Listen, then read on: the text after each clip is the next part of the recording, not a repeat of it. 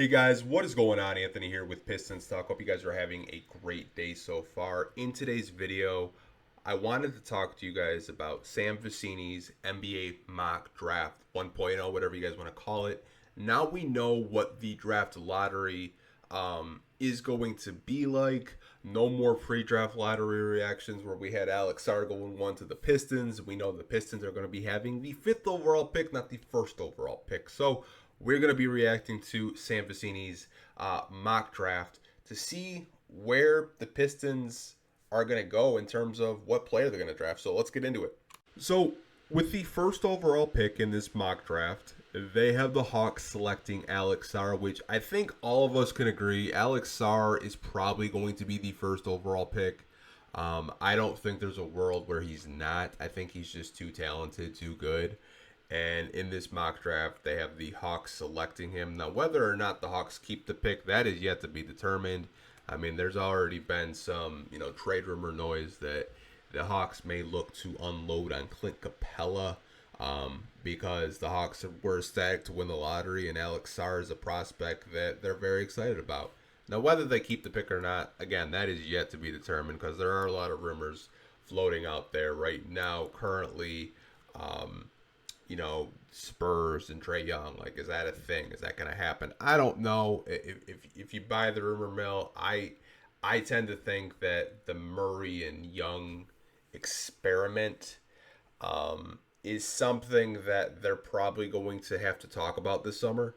Now, whether or not they think it could work, that is up to the Atlanta Hawks front office to decide. I personally don't think it is going to work. It is going to get them a championship. So if they do want to unload on a DeJounte Murray or Trae Young, would not be surprised if that doesn't happen this summer. So in the second pick, they had the Wizards selecting Nikola Topic. Now, I'm just going to say this right now. I have not seen Nikola Topic at 2 during the pre-lottery draft process. I just haven't. Not to say that he's a bad player. I think when you look at Washington, I think a lot of people assume that they would go with Zachary Richey, but you kind of have to look at their team and their roster. They have Denny Avia, who had a really good season, probably his best season as a pro so far. They just drafted Koulibaly last year. Getting a 6'6" point guard like Hoppich does make a lot of sense at the surface. Now, whether or not he goes top 2, I don't know, but this is the first time I'm actually seeing it, and I'm actually kind of surprised by it. Haven't really watched a whole lot of games of him. I've seen some highlights, and there's a lot of flashes with him. You kind of see a little bit of Goran Dragic in his game, so it'll be interesting to see what the Wizards do with their second overall pick.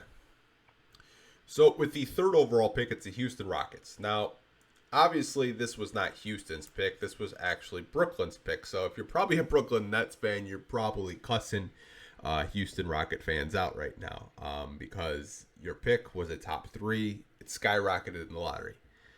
And they have Donovan Clingan going third to the Rockets. Now, this is my opinion. And whether you agree with it or not, that's up to you.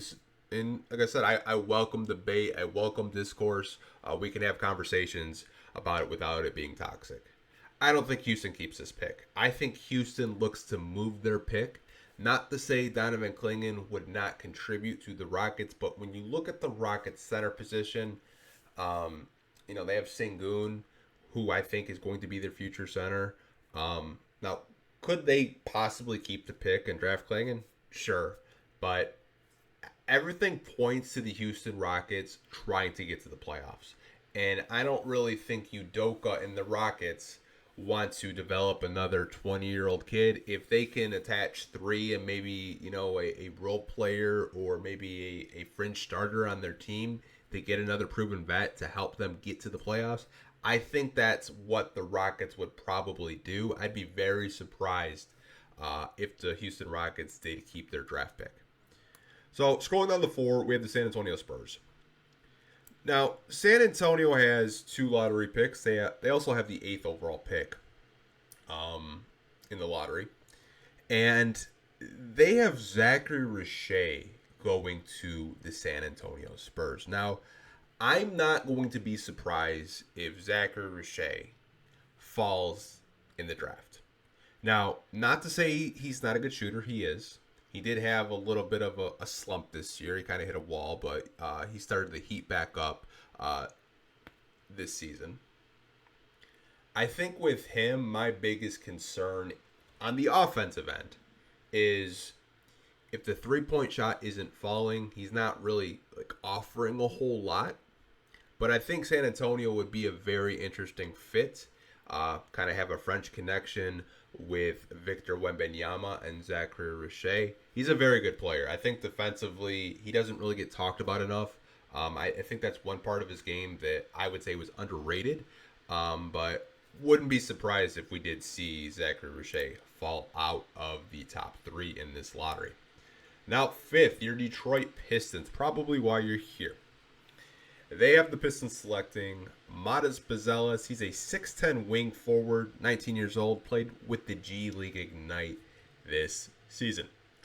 Now, I know there are going to be jokes already. If you're a Piston fan watching this, saying, oh, we're going to draft Michael Tellum's client because Arn Tellum works in the Detroit Pistons front office. Wouldn't surprise me if this was the pick for the Pistons, but I will say with Buzelis, he probably has the most potential, in my opinion, in this draft. If he hits his ceiling, I think there's a lot to like with him on the defensive end of the floor. I love his versatility, being 6'10". Who knows? He could grow up to get like close to 7 feet. You never really know. He's only 19 years old. I think on the offensive end, where I see a lot of people discussing and debating is the three-point shot. Wasn't really where you'd want it to be for a top 5 pick. But he did say at the combine that he believes he's a good three-point shooter. It's just he had a down year in the G League Ignite, and they just weren't like really healthy. It was a lot of young guys, and it was a lot to learn playing with the G League Ignite. Now, not to say that those are excuses. Those are, real reasons why the G League Ignite did really struggle this year. But I think he would be a solid pick for 5 with the Pistons. Now, I've seen debates with Dalton Connect. I've also seen recently Ron Holland. I think at 5, there are probably 6 different routes you could go if you're a Piston fan.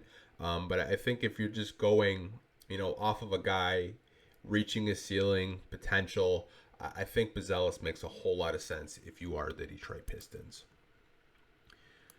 At 6, we got the Charlotte Hornets. And they have Stephon Castle.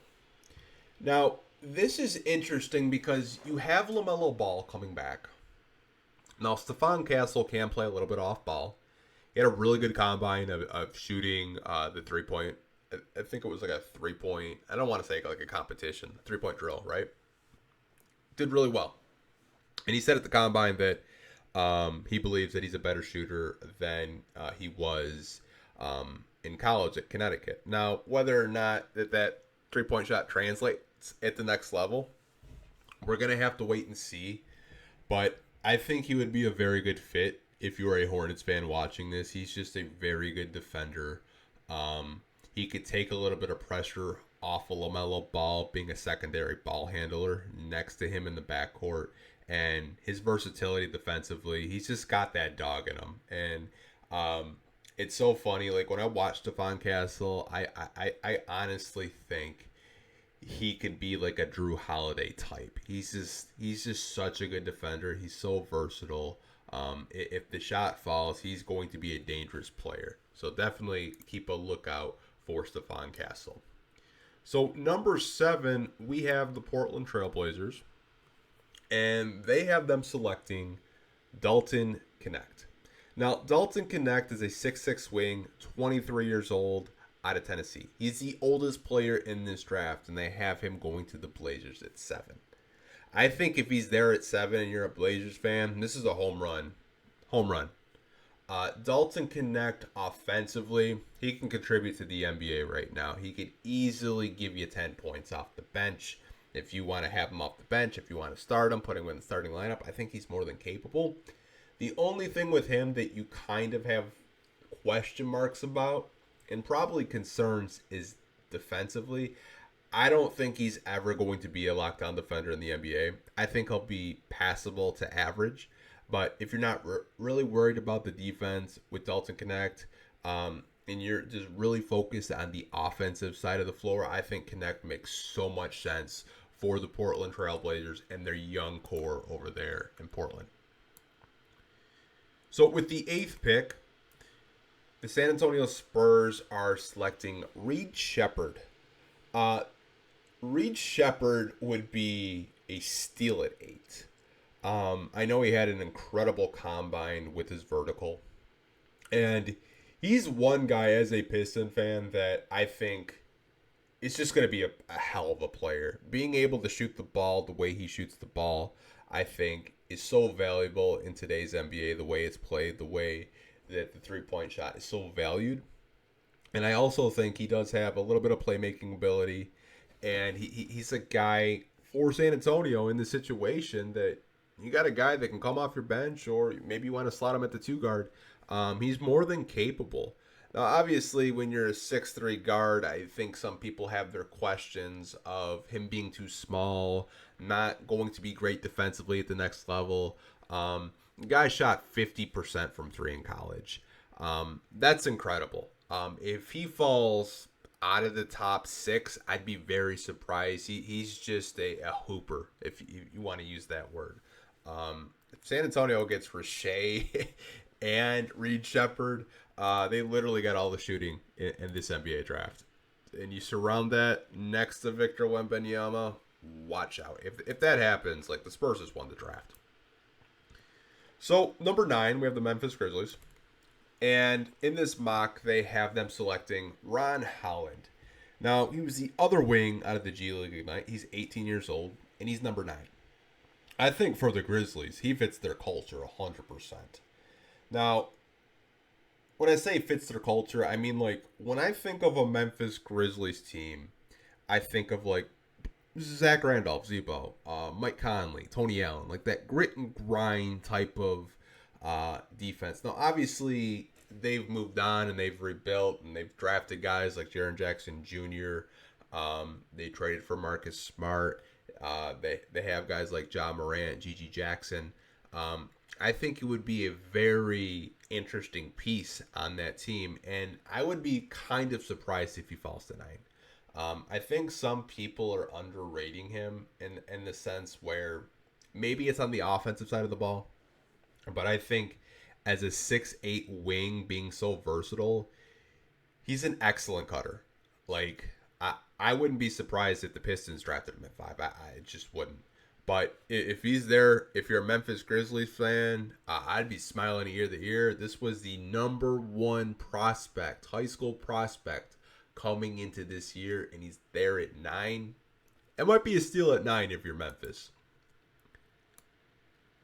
So with the 10th pick, the Utah Jazz are selecting Rob Dillingham out of Kentucky. This is interesting if you're a Jazz fan because you just drafted Keontae George last year, who's a phenomenal player, who was really high on him last year. I'm wondering if you're the Jazz, do you trade down in this draft or you just trade out of it completely?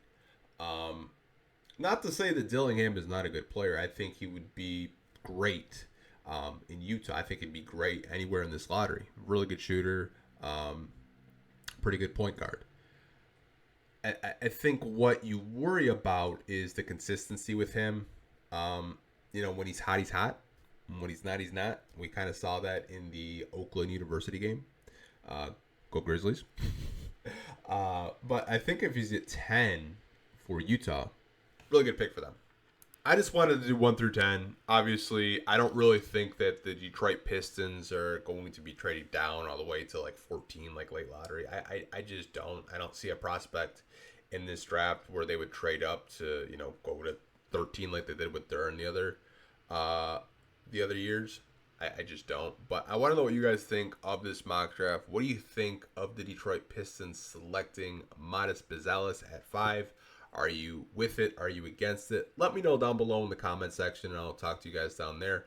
Like always, hope you guys are staying safe. Take care, and I'll catch you guys in the next video. Peace.